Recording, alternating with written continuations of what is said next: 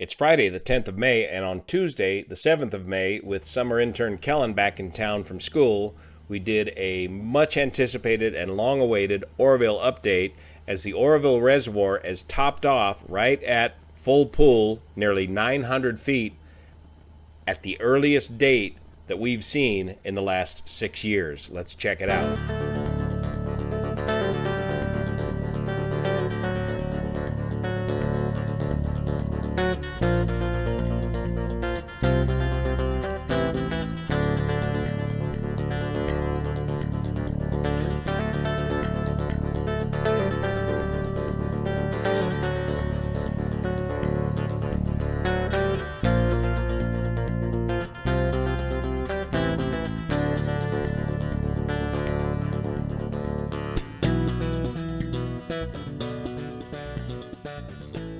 So if we look at the Lakes Online graph, we see the current water level at Oroville, 899 feet.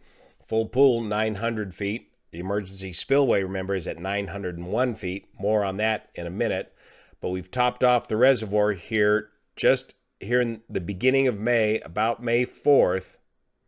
They brought the water level up in a controlled fashion since January 1st. But the reason we were able to get topped off so early is because we had such a good water season last year. Last year, they topped off the reservoir a month later, about June 5th of last year, and they drained the reservoir down to about 811 feet. So they only needed to recover less than 100 feet of elevation in the reservoir to top it off this year. And if we look back at the last 6 years, we've only been able to top off the reservoir in 2 of the last 6 years, this year and last year, and this is the earliest that we've ever topped the reservoir off. Though the rain season started off slowly this year, we did end up with about average precipitation and snowfall for this part of California. It's also been a relatively cool spring, so the runoff from the snowpack is coming down in a very controlled fashion, and right now they're delicately balancing the reservoir right at about 900 feet, with the outflows matching the inflows into the reservoir. In addition to keeping the level of the reservoir balanced at about 900 feet, they're also meeting the demands of hydroelectric power versus solar power during the day versus night.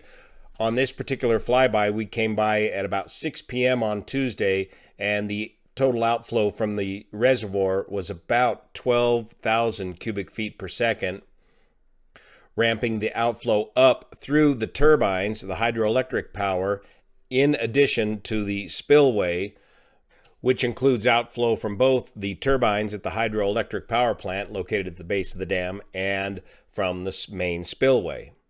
And then during the day, they reduce the outflow in order to keep the reservoir at 900 feet. So you can see the sawtooth pattern continuing over this last 30-day period, and as we get more runoff from the snow, that they ramp this sawtooth pattern up to higher and higher outflow to keep the reservoir balanced. So here's the outflow on the main spillway ramped up along with the outflow from the turbines, hydroelectric power down here at the base of the dam. Now with the reservoir full at 900 feet, the emergency spillway lip here is 901 feet. So the idea is to keep the reservoir here at 900 feet, and it is not going to spill over the emergency spillway. There are some folks out there that are saying that the reservoir is going to spill over. No, that's not the idea. The idea of the emergency spillway is to only be used in the event of an emergency. They can easily control this water level between the use of the gates here on the main spillway and the turbines in the hydro plant down here. And as we come around to the backside here, you can see just how close that water level is to the lip of the emergency spillway located right here.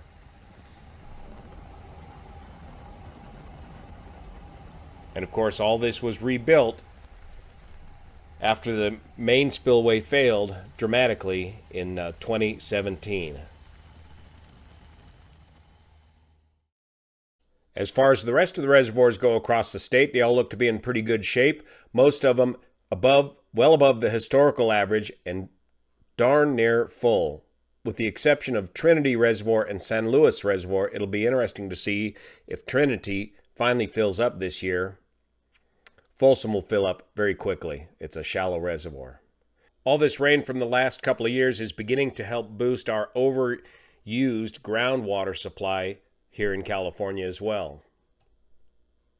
Unfortunately, here in Nevada County, we're still dealing with some PG&E infrastructure failures that are preventing us from conveying all of this water to where it needs to go. And if these repairs do not get done in time, we may very well be facing a local water emergency later on this summer. See this video update here that was posted 10 days ago. And a couple local aviation events I want to remind you about. Oroville will be having their annual fly-in this Saturday, May 11th. And next Saturday, May 18th, will be our annual open house fly-in and Armed Forces celebration right here at Nevada County Airport. We'll have the return of Betsy's Biscuit Bomber, the C-47 aircraft from Paso Robles Australia Warbird Museum. We'll be offering a pancake breakfast, multiple food truck vendors for lunch, beer and wine, a live band. CAL FIRE will be opening up their base with an S-2T and an OV-10 aircraft. Airplane rides will be available, including rides in the new Waco for $250, and all of the donated funds from these rides and the pancake breakfast will go towards the Aviation Scholarship Program put on by the Golden Empire Flying Association. Each year, the Golden Empire Flying Association gives away over $12,000 in aviation scholarships to local young aviators that are interested in getting their private pilot's license and are considering a career in aviation. And if you want to help sponsor the local aviation scholarship program, you can donate right here. See the link below. Full pool at Oroville Reservoir. Thanks so much for your support of this channel, especially the folks over on Patreon that make this content possible. See you here.